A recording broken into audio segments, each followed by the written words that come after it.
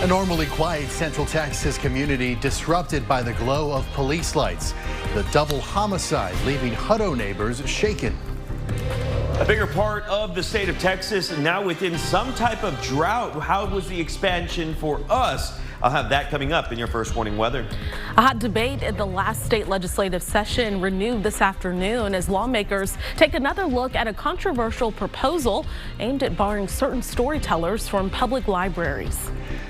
But first, the crackdown on lottery operations in Texas continues today. The Texas Senate unanimously voted to shut down the sale of Texas lottery tickets online or on an app. Thanks for joining us. I'm Daniel Marin. And I'm Jennifer Sanders. The move comes after senators accused lottery services of aiding a potential money laundering scheme in April 2023, working with a foreign entity to buy up nearly every possible number combination for a $95 million Lotto Texas jackpot. So this bill will now go to the Texas House, where some say banning couriers is governmental overreach. KXAN Capitol reporter Adam Schwager has more. I like to just play just for the chance to win, just like any other Texan. Ralph Simon plays the lottery from time to time, but was shocked to hear our reporting on a 2023 Lotto Texas drawing, where one entity purchased nearly every possible number combination to win a $95 million jackpot. It just kind of takes the fun and really the honesty out of it. On Thursday morning, senators voted to completely ban lottery mobile apps after finding at least one online service helped fulfill the mass order. These couriers were actually being used to launder money. Were they not? Yes, absolutely. But established courier services like Jackpocket, who are licensed in other states, say regulation would have helped prevent that mass ticket scandal, asking legislators not to punish the group for the actions of bad apples. I think if there's bad actors, we should be dealt with it. I think that's more reason to pass my legislation. Representative John Busey has introduced a bill in the Texas House to create a lottery courier license with strict standards. Here in Texas, I think adults should be able to make decisions for themselves. I think the lottery has been beneficial to public education, to our veterans and other programs. And Busey said he and other representatives aren't quite sure why the Senate moved so quickly on a ban and hopes the House will take more time. Like Busey, Simon says, if couriers can be fair and regulated. I feel like there are some people that maybe just for personal reasons can't get out, and if they want to play, then certainly let them. Reporting in Austin, I'm Adam Schwager. And in response to today's vote, the Coalition of Texas Lottery Couriers released a statement reading in part, quote, "We are disappointed that a pro-business state like Texas will consider shutting down companies that have for years followed the guidance and instruction of the Texas Lottery." Coming up on KXAN News at 6, with the Texas Lottery Commission under close scrutiny at the Capitol, we're going to be taking a closer look at where exactly the Texas Lottery's money goes, as the amount of funding it puts into state's public schools in the grand scheme of things might actually surprise you. 2 women and a man are dead in what investigators are calling an apparent murder-suicide in Hutto. Police tell us someone called 911 this morning reporting he killed 2 people and was going to take his own life. Officers say when they arrived to the home near Carroll Drive, they tried to talk to the man through the front door, but after hearing a single gunshot, they entered the home and found 2 women and 1 man dead. Police have not released any information regarding their ages or identities. It was an emotional scene at the home this morning where people gathered to comfort each other. At one point, as you can see there, a man suddenly broke away from the crowd and ran toward the house before 2 officers brought him to the ground. In a news conference this afternoon, Hutto Police said it has support resources available for anyone experiencing a crisis. If you have concerns with family members or neighbors, to report that information to us so we can provide those support services and resources to help those going through a crisis so that they're not going through it alone. And you can find out how to access those resources by looking for the story at KXAN.com. Now, First warning weather with meteorologist Freddie Fela. The latest drought monitor was released earlier today, and it's not looking good for us as we've seen an expansion of the extreme conditions now starting to encompass a majority of Travis County, much more of Burnett County, and a little bit more of Llano County. The other thing we're watching is severe conditions, which have now encompassed the rest of Burnett, parts of Lampasas, and now all of San Saba, where originally before it wasn't that extreme. We'll continue to watch that as well. We just don't have enough rainfall in the forecast to help subset that.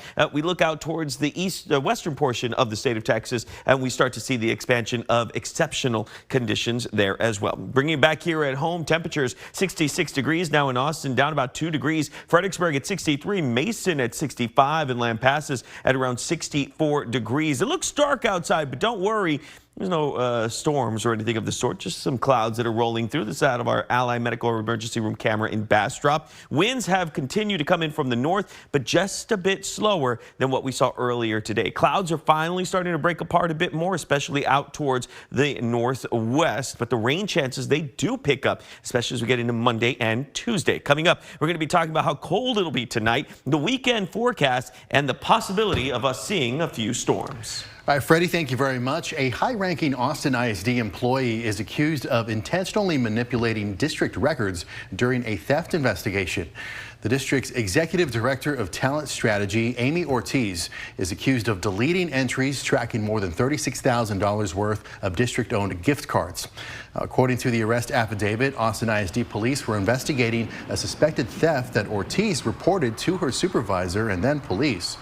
Detectives say they asked Ortiz to provide the log tracking the district's gift cards, but later they say they found she deleted a portion of the data. Now, in a statement, Ortiz's attorney said, quote, her frame of mind was to make sure the document was as correct as possible when it was provided to the detective, not to falsify or provide any inaccurate information. It was for exactly the opposite reason that Amy chose to review/edit it herself. The attorney added, quote, Ms. Ortiz is a career educator and administrator who was at the top of her field prior to this false allegation. She will eventually be exonerated, and it is unfortunate that her life has been upended in the meantime. Last year, 2 former district executives were indicted in a separate case for stealing thousands of dollars worth of gift cards meant for an employee wellness program. Austin ISD told KXAN it will no longer use gift cards for that program. Ultimately, this is a blatant attack on our First Amendment right of free speech and expression.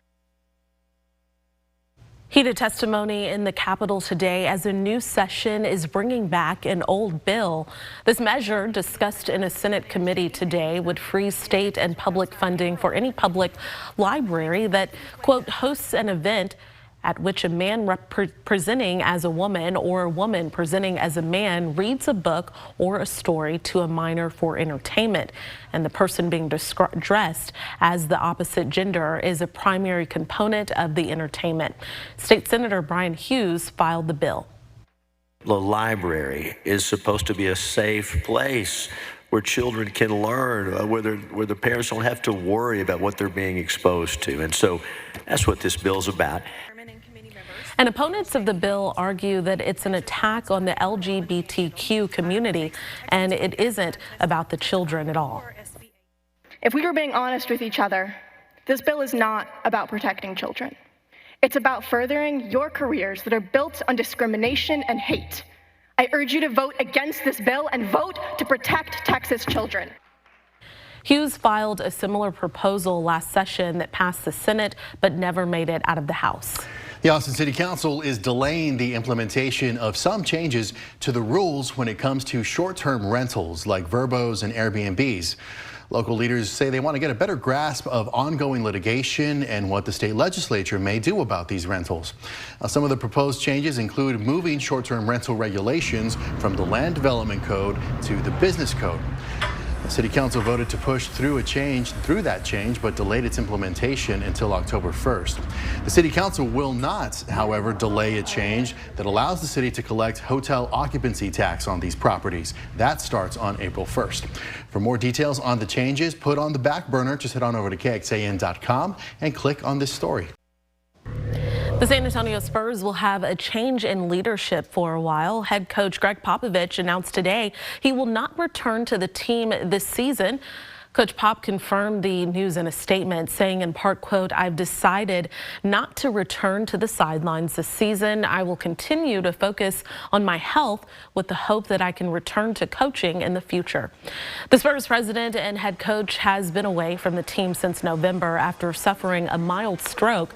At 76 years old and 29 seasons at the helm of the Spurs, he is both the oldest and longest tenured head coach in the NBA. In that time, he's helped the team win 5 NBA championships and was the head coach for USA Basketball's men's team from 2017 to 2020, winning a gold medal at the 2020 Olympics. We have a cold night ahead, but over the next few days, things start to warm up just a bit more. I'll tell you how warm it'll be over the weekend.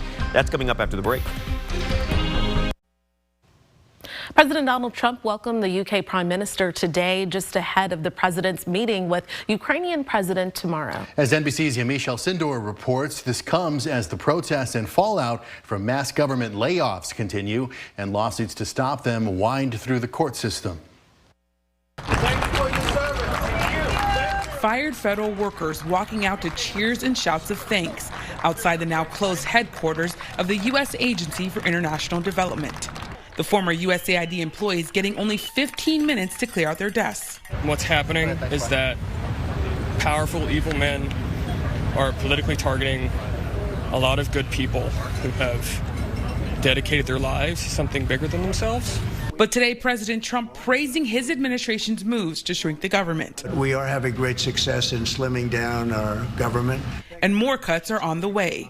Agency heads getting notices that they should prepare for widespread layoffs. Overnight, the Supreme Court giving the president a legal victory. The court temporarily blocking a lower court order that required the administration to release billions of dollars in foreign aid.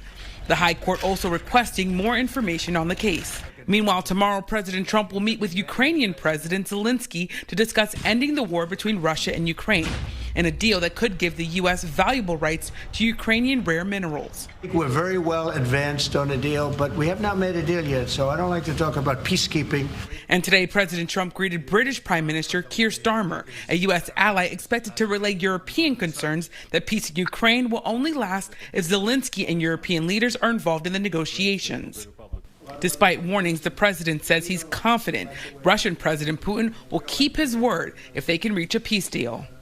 President Trump also announced a 20% tariff on Chinese imports. That's double what he originally imposed. It's scheduled to take effect Tuesday, along with 25% tariffs on goods from Canada and Mexico.